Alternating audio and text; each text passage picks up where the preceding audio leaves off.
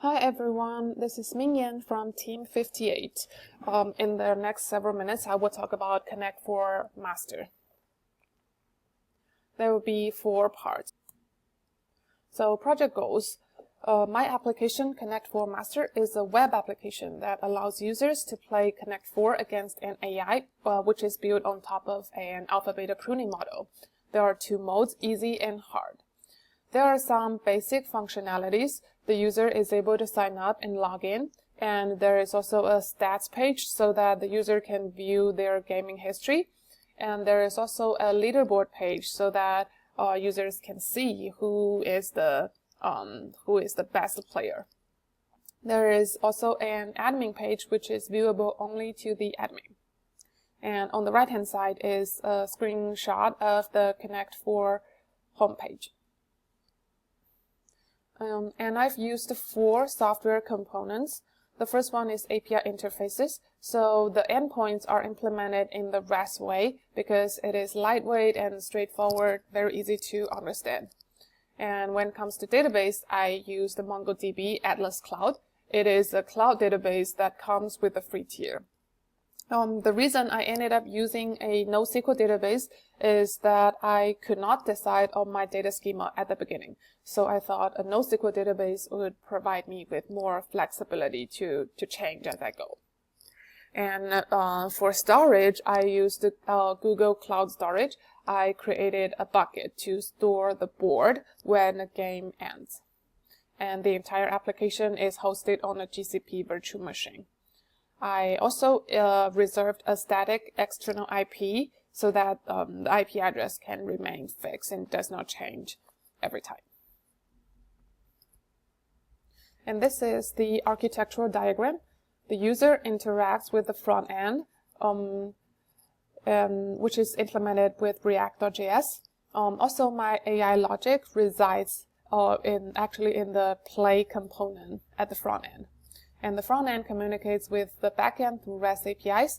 And when the game finishes, the back end server would make CRUD operations to the database. And also specifically, the board information will be saved in a GCS bucket. And the server, the whole application is hosted in the Google Compute Engine. Next, I'd like to talk about alpha-beta pruning. Although at a very high level.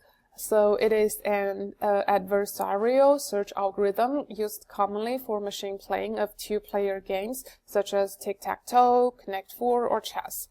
It seeks to decrease the number of nodes that are evaluated by the min-max algorithm in its search tree, and it stops evaluating a move when at least one possibility has been found that proves the move to be worse than a previously examined move. So it might sound complicated, but the main idea is that there is an evaluation matrix, which is how the AI model will evaluate the current situation. And it will try to pre-calculate the scores for the next few rounds. And in each of its own round, it will try to maximize the score. And in each of the components round, it will try to minimize the score.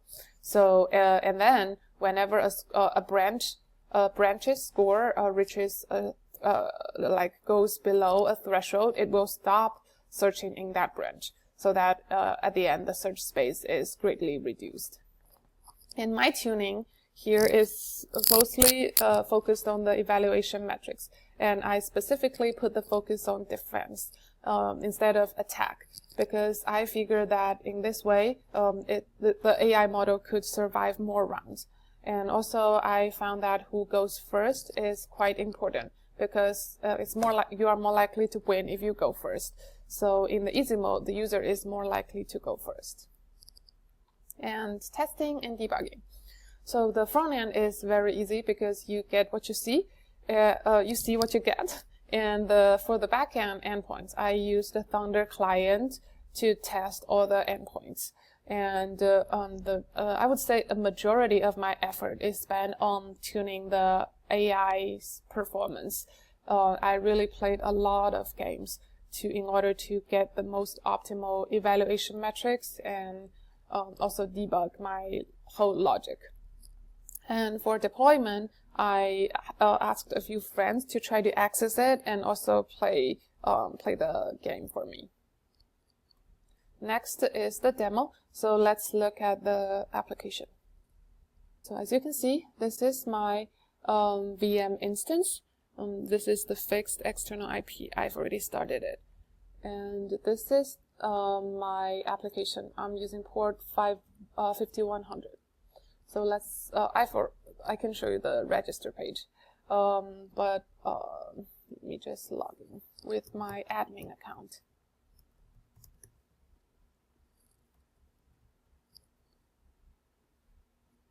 Now, so this is what you get after you log in, and this is the play page. You can select your difficulty level, and this is the stats page. You can see your winning rates and tie rates in the easy mode and also the hard mode. And this is the leaderboard. There is one for hard mode and one for easy mode. And in the profile page, you can change your username, email, and your location. And since this account is the admin account, so you can also see the total number of users as well as the total number of games that have been played. So now let me demo the easy mode. I go first. So there is some information here, but the window is too small, so I cannot show everything.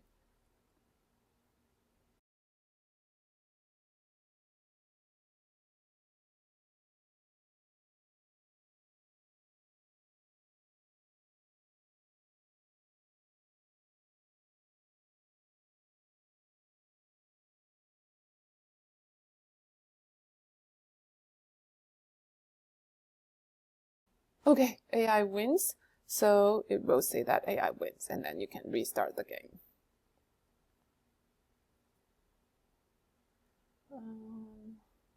And now in the stats rate, in the stats page, you can see that my easy winning rate used to be like about 66%, and now it decreased because of the round I just lost.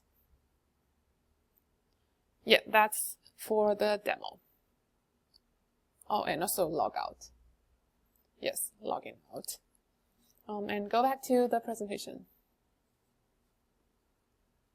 So the conclusion, I thought it's really very fun to build a game of my own. I need to make a lot of design decisions, and also I encountered many unexpected difficulties.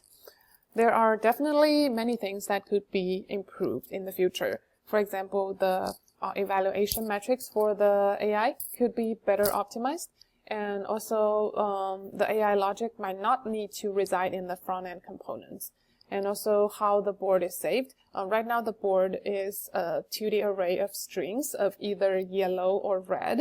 I thought it might be better to save integers rather than strings. And also when there are more users, load balancing and message queues will become a must. Yeah, that's all of my presentation. Thank you for your time.